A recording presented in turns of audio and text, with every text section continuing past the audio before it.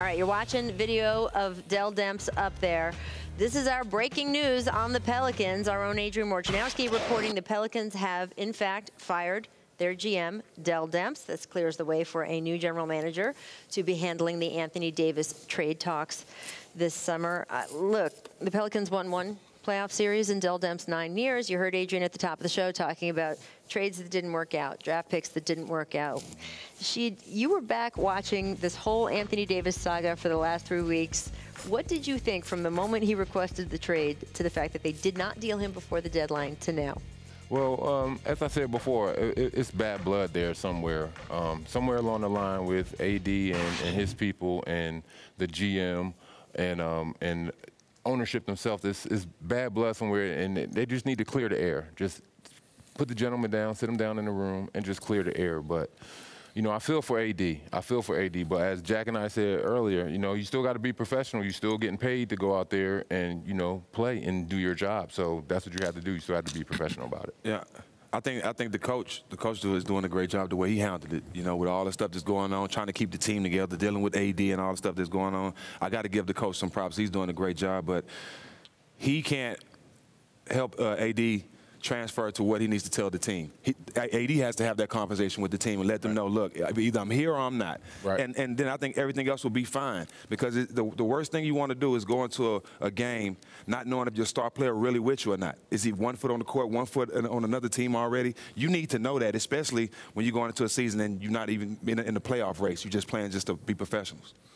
Right, John, I think we all know that this was in the making. I mean, just on his track record, this is all in black and white. It's very simple. And the fact that Anthony Davis asked for a trade and now we're seeing him sit out, there are some things going on in this organization, so they had to make a change. I mean, to be honest with you, when they didn't trade Dell Davis, and the fact that Dell Davis want to look. Anthony Davis, yeah. I mean, Anthony Davis, excuse me. I've been Dell Davis and all that. But anyway, the fact that Anthony Davis wanted to leave and they held him against his will, it shows that the GM has lost out on that free agent. He don't have any more value to that organization. And the fact that if you can't keep Anthony Davis, who's the anchor of your team, then you don't have any value as a GM. I mean, it's interesting, right? Because, look, you had a lot of other GMs around the league saying, hey, we get it, why you'd want to wait till the summer. The Boston Celtics couldn't bid as part of this process during this trade deadline because of a quirk in the CBA. They can't have Kyrie's contract and Anthony Davis's contract together.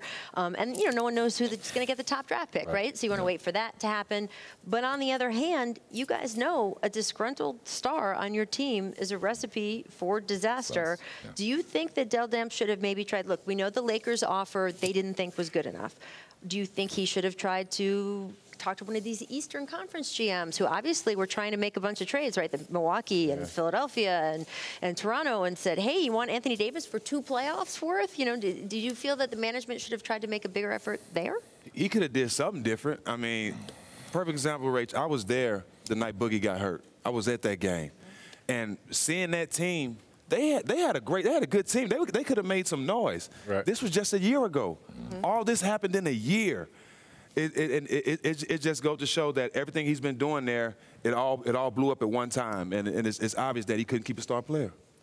And, I mean, I don't know. It's hard to say. I know that Anthony Davis feels like he had to ask for this trade, that he gave them enough room. But, of course, there's a lot of frustration in New Orleans that felt like, hey, you should have given us at least till the summer, right? Yeah. Have you guys been in that position where you were trying to decide how much you should make your unhappiness known with the organization? Yes. Oh, yeah, I was good at that, too. I've been in it, and I was able to watch a premiere last night. Yes. That reminded me of Reminded you of your Bulls days? But yes, I understand it, and I don't think it's right for any organization to hold a player against his will if he don't want to play there. I know that as a player, we sign contracts, and we have to honor those contracts. But things changes, and when things change in your life, sometimes you have to make changes. And Anthony Davis is going through something that I went through in my career, but I changed and went on back and did what I had to do. Well, I was going to say, I mean, it's tough to know, because I know you've all had conflicts with front offices, and it's tough to know when you push the button and say, okay, I want out of here. How public do you make it?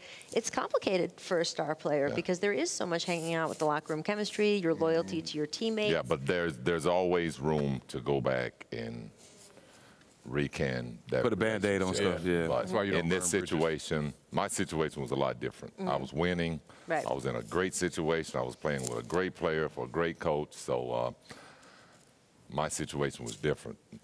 Not like Anthony Davis. You're saying that this year's Pelicans are not like your mid-'90s Bulls? That's weird, huh? Funny. No.